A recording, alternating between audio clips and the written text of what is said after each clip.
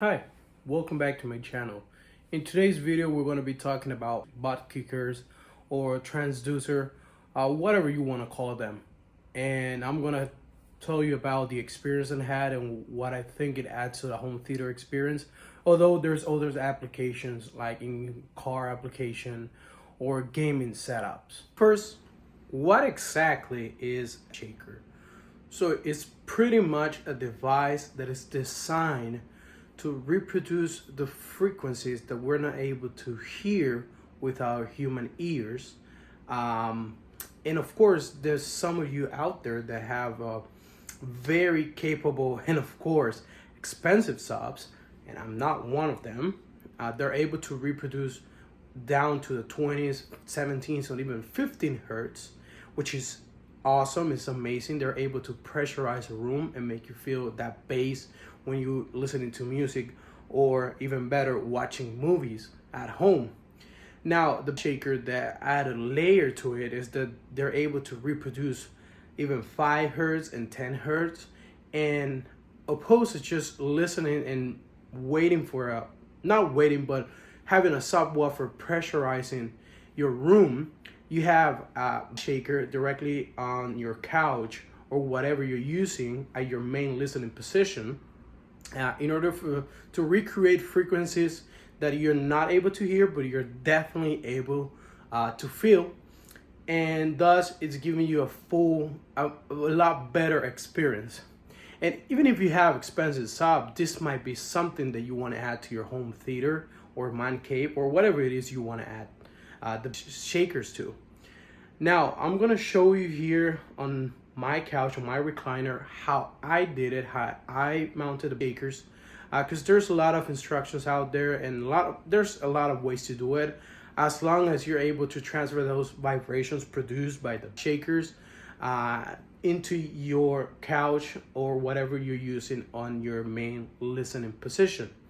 So I'm going to show you here how I did it and what exactly it is that you need to have one of these shakers. And at the end, I'm just going to give you my honest opinion and if it's worth it to actually add this to your home theater, to your man cave, to your racing simulator, or even your car, because you can use this on your car. So this is exactly how I have my shakers mounted into my recliner. And as you can see, and you probably heard that, this area is supposed to be touching completely something on the couch. However, I wanted to have an installation where I didn't have to modify anything on the couch itself, or I didn't have to drill any extra holes into the wood itself on the seat. And at the same time, just because if in case I wanted to change the location of the bakers, I didn't want to have extra holes and then I have to do something else and do another holes on other part of the frame or on the wood itself of the couch. So this is how I decided I mount my shakers, and as you can see, these are very solid. It's not that they are loose or anything, because of course you have vibrations that you don't want if you leave these shakers loose. So these are the Dayton Audio shakers, and these are rated to 100 watts, nothing too crazy, and these are at 4 ohms. But I connected in series 2 of them, and correct me if I'm wrong, I think series is the right term here. As you can see, this is my second one, and good thing about it is they actually come with instructions on how to connect them if you want an 8 ohm load on your amplifier, which I'm using a Moki amplifier rated for 100 watts. It's a cheap that I bought from Amazon that I had for another setup, and this is more than enough to shake all of this couch with 3 people sitting on it. Now, I must tell you that this have a break-in period, and I don't see much people talking about it. And for me, it was about 6 to 8 hours maybe.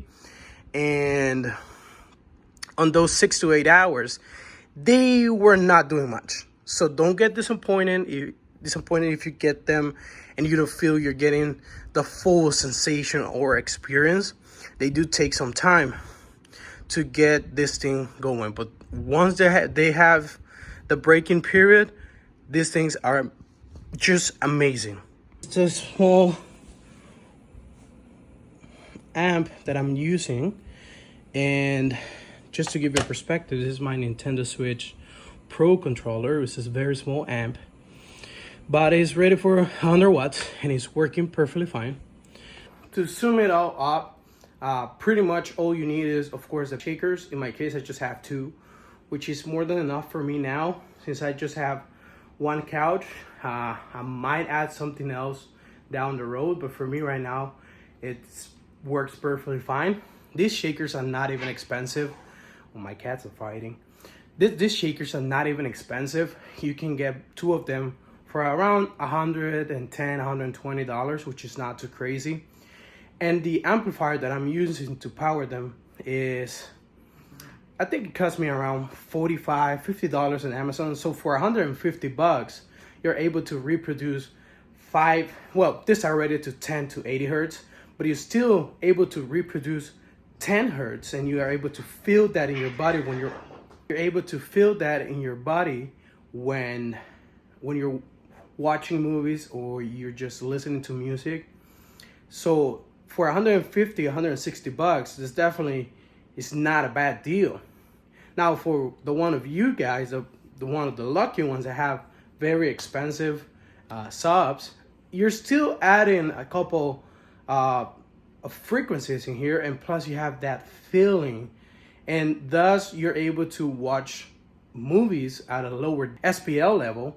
I was used to watching like YouTube videos, overall stereo sources or music at around 55. I have a Denon receiver and I'm running the volume from 0 to 100, so I'm never close to reference level. So I usually was watching around 50 to 55, which at that volume I can get a little bit of bass, but I was not able to feel the bass with the subwoofers that I have. Now when I added the bass shakers, now I'm able to watch my shows, of course like YouTube videos. If you're watching a movie, of course you have to crank it up a little bit, but I'm able to watch now at around 40 to 45, so that's a 10 dB difference, and I'm able to feel the bass at that volume, which makes it's great. So if you have someone sleeping or you don't have a dedicated room, like in my case, I have everything on my living room, then you're able to just turn your subs off and you're still getting the full experience using these bass shakers. So that's one thing to consider. Now, do I think that this is something that everyone should add to their home theater? I would say definitely yes. It's an inexpensive way to get way down there to the frequencies that we cannot even hear. We just feel those frequencies. So I would definitely say that if you have a spare 150, 160 bucks, it's an inexpensive way to add so much to your home theater or any application for that matter, because you will be able to feel the bass coming from your sitting area. So this is me from the future when I was editing the video. One very important thing that I didn't mention on the video until now, of course, is that with the bass shakers, you really need to filter out those higher frequencies. So from this, the Dayton one are rated from 10 to 80 hertz. So you really need to filter out the higher frequencies, because then you're gonna get a lot of distortion from the shakers.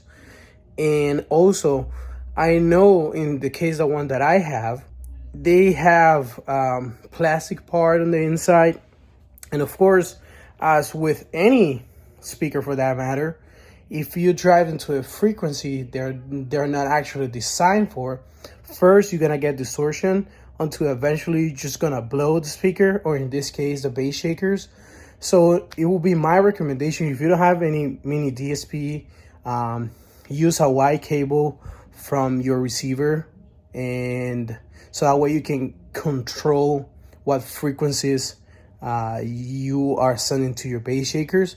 It's pretty much a low pass filter, but that will greatly improve the experience. You won't have weird noises coming from the shakers, and plus you won't burn the shakers, because I've seen, like I said, this one specifically have a plastic part that are well known for failure if you drive them at higher frequencies. So I just want to let you guys know, I didn't want to upload this video without providing this information.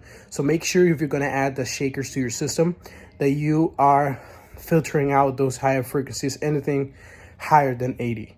That's all for this video, guys. If you have any questions, just leave it down in the comments. I'll be happy to answer those.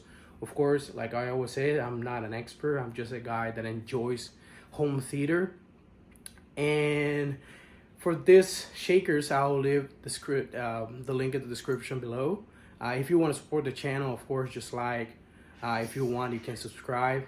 And if you want to buy these shakers, then I'll leave my personal links on the description below, and I'll get a percentage of that. Nothing too crazy, but it costs you nothing and it helps a lot.